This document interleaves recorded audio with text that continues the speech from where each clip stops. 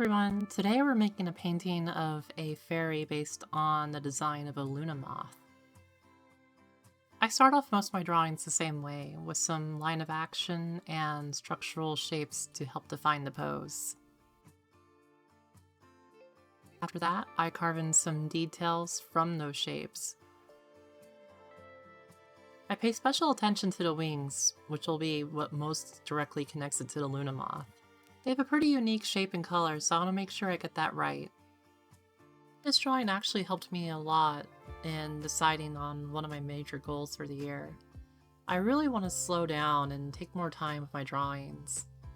I feel like I spend way too much time just trying to get through things, just because life is so busy and you're just suffocating for time as is.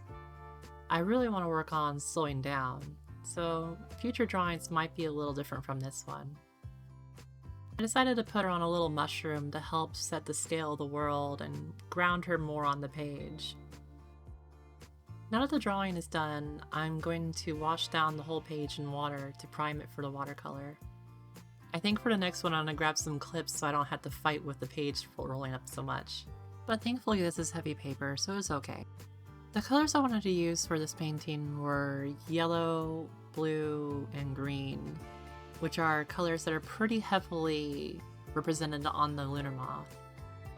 If I had to do this again, I would probably put more color in the actual skin so that it fits better with the theme of the painting.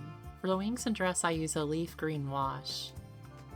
I go a little darker in some spots, but that'll fade out as the watercolor dries. I gave some thought to putting more design into the wings at this stage, but then I changed my mind. And while waiting, I put in some color on the little mushroom. I just went with a kind of brownish color to make it look earthy. After the dress dried a bit, I brought in some blues to help accentuate some of the designs in the wings.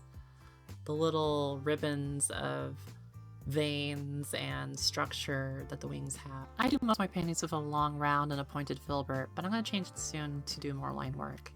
This is honestly my favorite part of the painting. For most of the detail on the wings, I'm using a number 2 liner. It's my favorite size because it holds enough water to not be too much of a headache to use, but also small enough to get really fine details.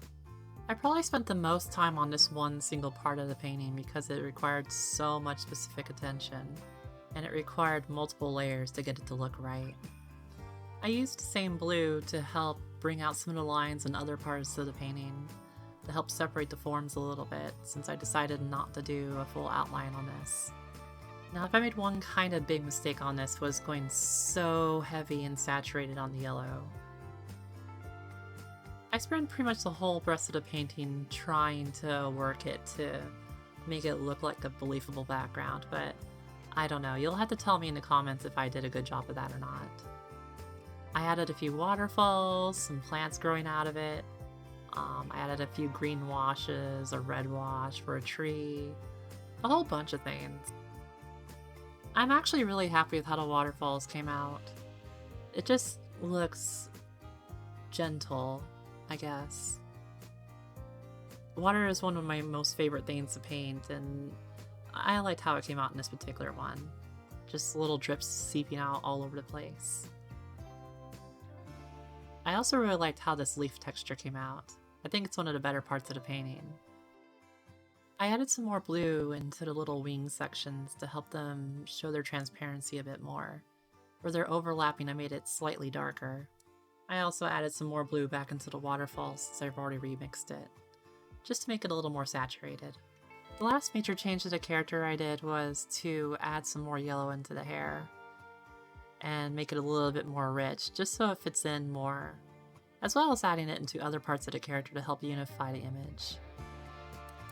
It's just slightly off screen right now, but I'm adding some blue to the water on the bottom, just to make the forms a little better defined. And some little pink spots in the skin in a certain few places, just to make it a little more lively, especially on the toes and the nose.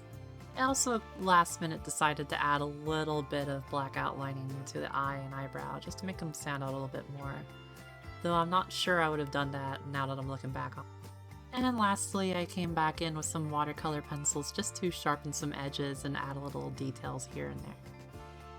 This is the end stage of the painting. There's not much more to do with it. Anyway, that's my drawing process. If you enjoyed yourself, please give it a like. And if you want to see more of what I'm doing, subscribe. I'll see y'all later in the next video. Bye.